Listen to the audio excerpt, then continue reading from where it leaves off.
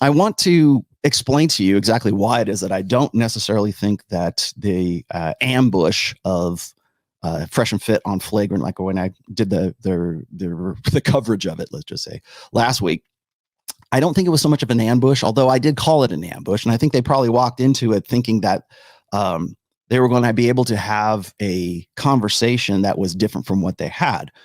I don't know how familiar Myron was with Flagrant 2. Maybe he knew, maybe he watched them all the time, but I did not know who those guys were until probably about a week before they were scheduled to go out there, when they said, hey, we're going to go on Flagrant. We're going to go up to Brooklyn. I'm like, oh, cool. So I looked at these guys and very, very much blue pill. I mean, I think that's pretty much a given. I mean, I did pretty much a 3.5 hour show on a breakdown of everything that was going on there. And again, that was a pre-recorded show. So I had actually extra time to sort of pick apart what it was I wanted to talk about. But I think it's pretty much established that basically every guy on that show is varying degrees of blue pill. Now, some people will say, well, Andrew Schultz he's, I've heard him talk about, women in such a way, but I think that what happens right now is, and hear me out on this, I think that's what's happening right now in sort of the red pill community or the manosphere, whatever the hell we're calling this right now, is it's a clash of belief versus empiricism. It's a clash versus emotionalism versus like rationality. And I put that in my show notes here. I'm just did some basic bonehead show notes because that's really what this boils down to. When I look at the other critiques of that show, and you know who you are, when I look at other critiques of that show, everyone wants to say that, Fresh and Fit got dressed down.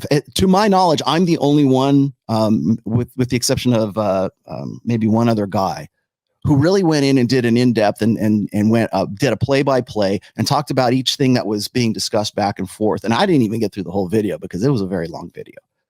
But I think I'm probably the only one. People say, well, you're defending Fresh and Fit. Well, no, what I'm doing is I'm analyzing the argument from one side and the other side. And when one side, such as Flagrant 2, such as Brittany Renner, such as the girls that are on Fresh and Fit, you're looking, or the man, whatever it is that was on Dr. Phil with Matt Walsh, we can look at that. We're going to look at that here in just a second. What you're looking at is emotionalism versus rationality versus empiricism versus reason. That's what you're looking at. And because we have lived in a gynocentric social order for so damn long, we take it for granted that we start arguments based on what beliefs are. And that's why I'm in every single one of these things. When people came at me for talking about DJ Academics, they don't want to talk about what I said about that episode. They just wanted to focus on what made them feel bad or what some sort of outrage bait. That wasn't outrage bait.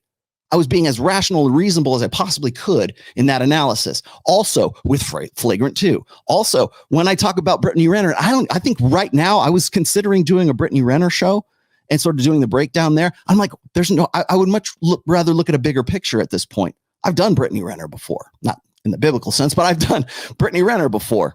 That's what, like I said, that's where we get, that's where we get Stepdaddy season from. She is nuts. She is certifiably clinically bipolar.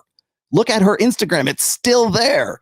I can show you video after video after video where she is just rambling incoherently. She is unwell. Let's just say she is definitely unwell. But because she's this, this figure, because she's certainly an 8.5, maybe a 9. She's certainly an attractive woman. But we look at her behavior and look at, when she's like sitting on a couch drinking a glass of Chardonnay and rambling about men ain't shit, then I can only go by what I see, right? Sorry, perception, but that's the perception that you're putting out there. So when I look at that, I go, that is emotion versus reason. It's not about ideologies.